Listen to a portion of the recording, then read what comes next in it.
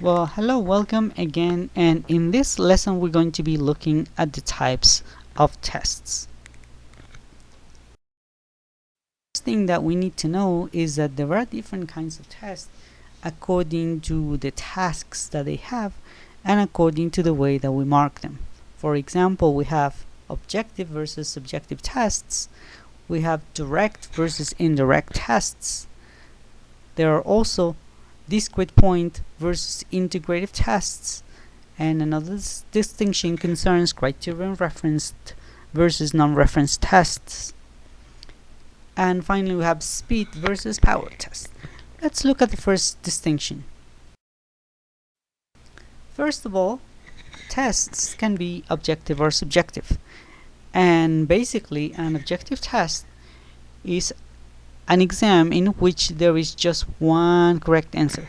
The advantage of this kind of test is that they can be scored by anyone with a scoring sheet or by a computer if there's already like a punch card, so everybody can answer this kind of test. On the other hand, in subjective tests, there are open answers. That means that the kind of tasks require for an individual answer, which means that all of the answers are going to be different, and of course in this case, to be marked, they require that the person who scores the test is an expert who's going to apply his judgment based on his or her insight and expertise. And in this case, normally a scoring rubric is used so they know exactly what criteria they're going to mark and what are the marks that they can give according to the different levels of performance. An example of an objective test. As we can see, the task is a multiple choice. We have a paragraph, and then the person has to choose the correct answer. The options in this one are itself, herself, himself, and myself. And this is the first example.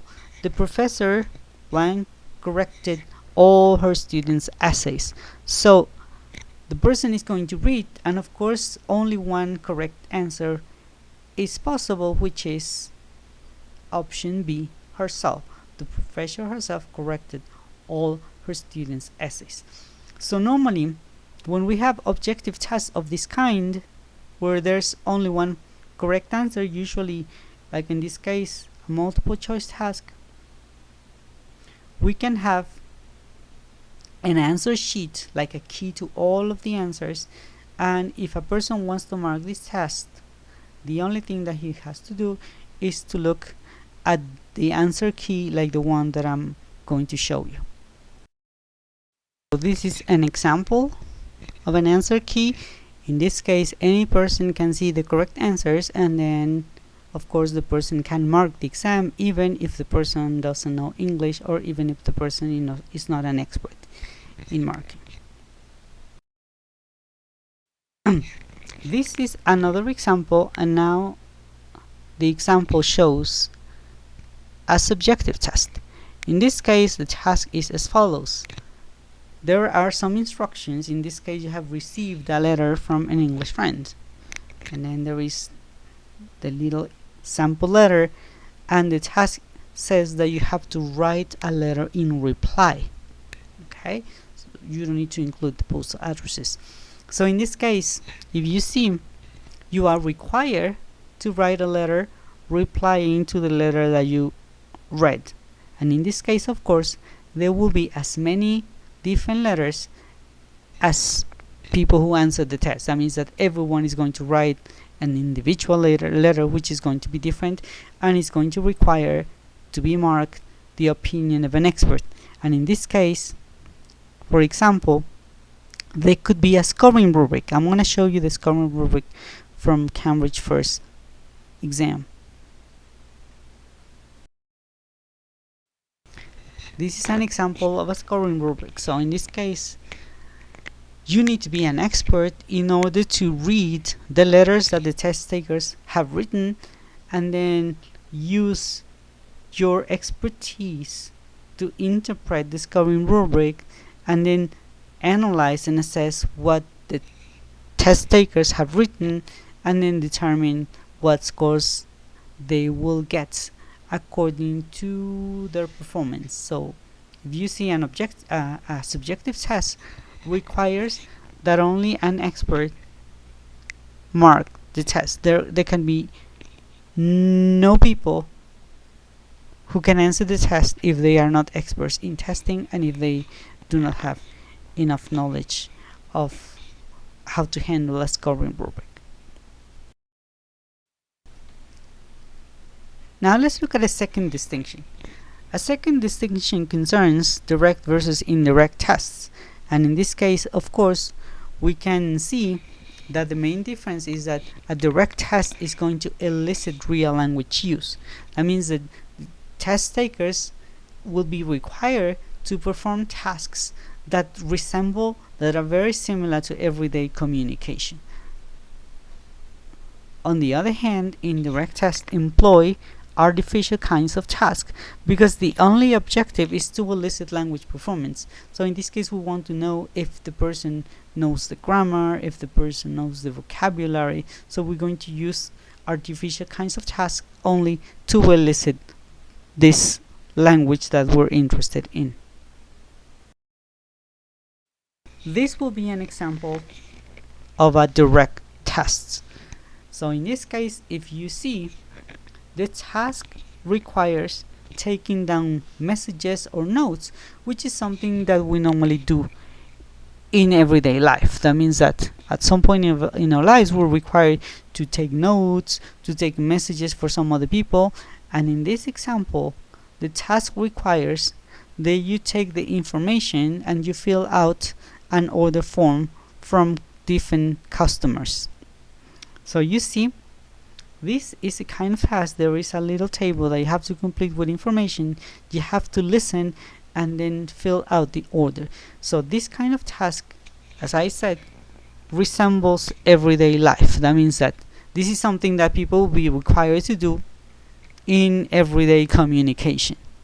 So this is an example again of a direct test.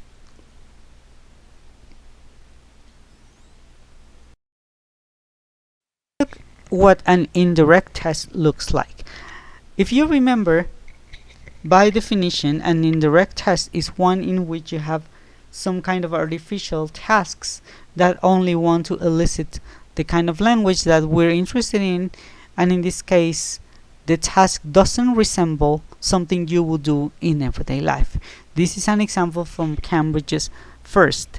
In this case, you're given a sentence: a very friendly taxi driver drove us into town. Then you get a keyword, driven, and you're required to write another sentence using that keyword and some other words that they give you from a new sentence, and then complete using the word trying to keep the same meaning. So in this case, if you see, the verb is in the past participle, so you have to change it to passive. We were driven into town by a very friendly taxi driver. So this is an artificial task because in real life you're not required to rephrase somebody else's sentences. This is just a way in which we can see if the person who's answering the test has the appropriate mastery of the grammar structures in order to be able to transform the sentence. This is called a transformation task. And of course, if you see, it's an artificial task, and that's why we call this an indirect test task. Now let's look at the difference between discrete point versus integrated test. This is a very important distinction. First of all, a discrete point test is going to measure the knowledge that you have in very restricted areas of the target language. For example, I want to check only the grammar or only the vocabulary, and often the way that these items are tested occurs in isolation. That means that they are not related to anything else. And then again, the example that I showed you at the beginning is an example of a discrete item test. In this case, for example, if you see all that we're checking here is if the person can write the correct reflexive pronoun. That's all we're testing. We're not testing anything else. We're only trying to see if the person can make the difference between itself, herself, himself, or myself. So this is an item that is focusing only on grammar and only on reflexive pronouns. We're not checking anything else. And that was the correct answer, by the way. This integrative test, they are different because they try to elicit, they try to come up with a greater variety of language abilities that may reflect language proficiency. That means that the person who is taking the test must apply all or at least several skills in an integrated way. That means that in order to answer the question, to comply with the task in the test, you will need to use grammar, vocabulary, pragmatics, discourse, all kinds of things. So this is called an integrative test. And the example will be the same one that I showed you before. In other words, writing to be able to write a letter, you need to use vocabulary, you need grammar, you need to know discourse because you need to know the structure of a letter, and you need to know sociolinguistics because if you're writing to your best friend, you're going to use like everyday kind of language, very familiar kinds of words and things like that. And normally, of course, this is going to be assessed with a scoring rubric. If you see, we evaluate different things: the content of the letter, the communicative achievement, the organization, and then the language, and language includes vocabulary, and it also assesses grammar. Now, there is another important distinction that concerns criterion referenced versus non-referenced tests. A criterion referenced test is one that is going to measure the test taker's abilities against a predetermined cutoff criterion. This means that basically there is some kind of content or some kind of abilities, and we want to see if the test taker has mastered that content or can perform to that level of ability. That means we have already a criterion, and we're just going to see if the test taker has it or not. On the other hand, non-reference tests, they measure the abilities that test taker have, but against one another. That means that you're going to compare a test taker's performance to that of other test takers. In other words, I am going to measure the person against other people. I want to see how the person's performance corresponds to the standard or to the norm of all other people.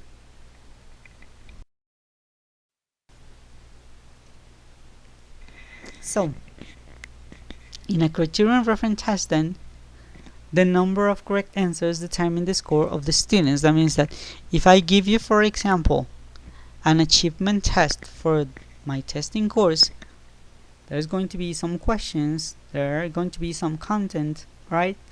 And then your grade is going to depend on the number of questions that you answer correctly, because you are expected to master that content, because that's the criterion that I want to have, to see if you have learned the things that you were expected to learn.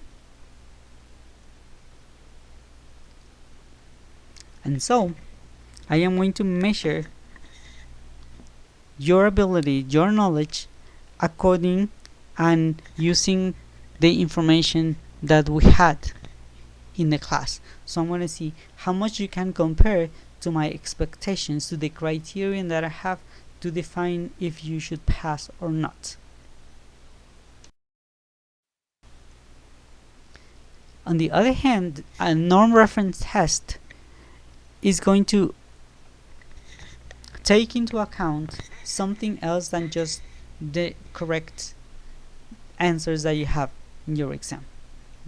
So the number of correct answers is not going to determine your score.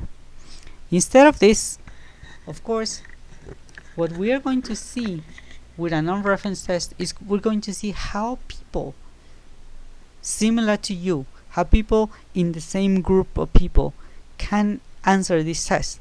So for this purpose, we're going to take a representative group of students to give them the test before we use the test in a real situation. Once we have the results of the test and we can see how a group of people have performed on this test, we're going to analyze the results statistically to see what is the typical high and low achievement performance. That means I give my exam to a group of people and then I can see how the exam can measure different levels of proficiency, like the scores that low people have, the scores that like regular or average people obtain, and the scores that high achievers or very smart, very performant people obtained. And in this case, I can know what is the norm or the normal grades that people are going to have. And so when I use the test in the real situation, I am going to compare your performance to the performance of those people that I use in my norm group. That means that it doesn't really mean what number of correct answers you have, but to what group do you correspond? The low achievers, the average test takers, or the high achievers, or the people who have a high level of performance. So just to give you one example of the difference between criterion reference and non-reference test, I can give you an example of everyday life. That means a criterion reference test will tell me, if I ask you, for example, if I want to select people for a sports competition, and I'm going to see like the people who are going to be accepted in my team, they need to jump 30 centimeters high. So every people who can jump 30 centimeters, they comply with the criterion and they will be accepted in the team, right? So this is a criterion reference test. I decide that I want 30 centimeters. If you get those 30 centimeters, then you're in. If you don't have 30 centimeters, you're out. Okay? So in a non-reference test, what I will do is I will get a group of people similar to the ones that I want to have. And this means like sport competitors. I'm going to have a group of these people and I'm going to ask them to try to jump as high as they can. So some people are going to jump, I don't know, 10 centimeters, 15, some other 20 centimeters, some other 25 or 30 or 35. And so in this case, I'm going to use this information to see how many people in a group can jump to what height. So in this case, I will know what is the high performance. That means that people who are like really great athletes can jump. So if I say, for example, these people would jump like 40 centimeters high, and then some other like regular people would jump, I don't know, like 25 centimeters high, and then like people who are like really low or are not very sporty, they would jump, I don't know, from 10 to 15 centimeters. So in sum, I will see how high different people can jump, and after I have seen that, I can analyze this information and I can tell you if you are a poor jumper, how high you can jump. If you're a regular person, how high you can jump. And if you're exceptional at jumping, what is the height that you can get. And so when I get somebody else to do this task, I can place the person into these different groups. I can say, okay, you're an exceptional jumper, or you're a regular jumper, or you're a really low achieving jumper, like you don't jump very high. So that's what a norm reference test will do. A norm reference test will look at different levels of performance and then use them to place people into those levels of performance regardless of the exact number of correct answers.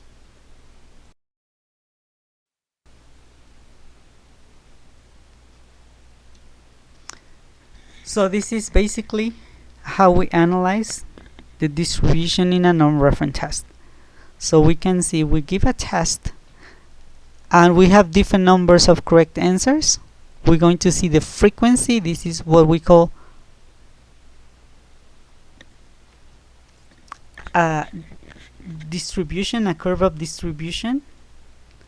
And in this case, of course, something that we expect when we give an exam to a large number of people, we're going to expect a normal distribution. That means that people with low performance are going to be few, and people with very high performance are going to be few too, and most people are going to be in the middle, that is normal performance, that like what everyday people can do, like the standard, like the average of what people can do.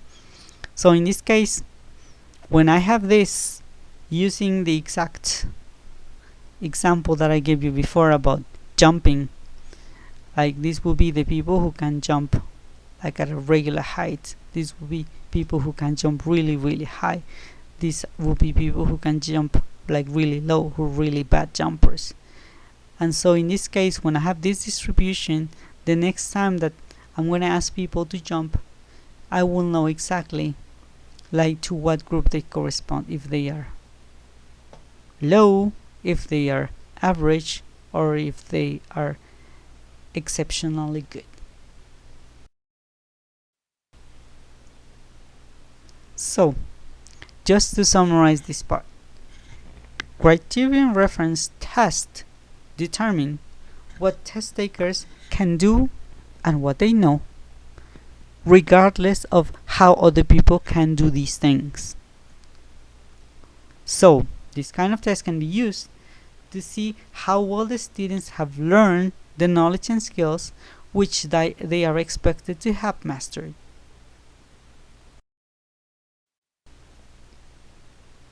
In contrast, a non-reference test determines what the test takers can do compared to others. In other words, they can be used to see how your learners perform, but when you compare them to what is considered the normal performance. In other words, you're going to measure the test takers against other test takers. Finally, there is a distinction between speed and power test. Well, we normally don't use this kind of tests a lot, but they could be used under some circumstances to select people for different kinds of special groups or special tasks. So, in a speed test, you're going to have lots of easy questions. There will be lots of questions, but the time is going to be limited. So we're going to see how many questions people can ask in a limited number of time. The important thing is that you can answer quickly, because we want to see how fast your reasoning can be. On the other hand, we have power test, and in a power test you have a lot of time, but the kind of things that you're going to do are very, very difficult, they're time consuming, and so in this kind of test it's not important to see who finishes first, but who can do the things, who can solve the task, who can solve the problems, with the best precision. So a speed test is going to measure how fast you can do it, and a power test is going to measure all of your reasoning techniques, all of the process that you have.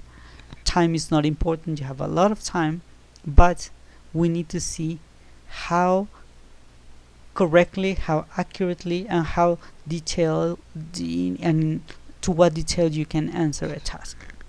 So these are the different kinds of tests that we have then, and now the only thing that you have to do is you have to go over like definitions, try to see every kind of test again, and then you are going to complete a task. There is a task sheet. I gave you some samples from different kinds of tests. I want you to look at the task, and then I want you to complete a table to find if those test tasks correspond to subjective or objective tests, to direct or indirect tests, to criterion reference or non-reference test, to discrete point or integrate test, and to speed or power test. So thank you very much, and try to complete your task within the deadline, and if you are gonna be at home, try to rest and study. Okay, so see you next time.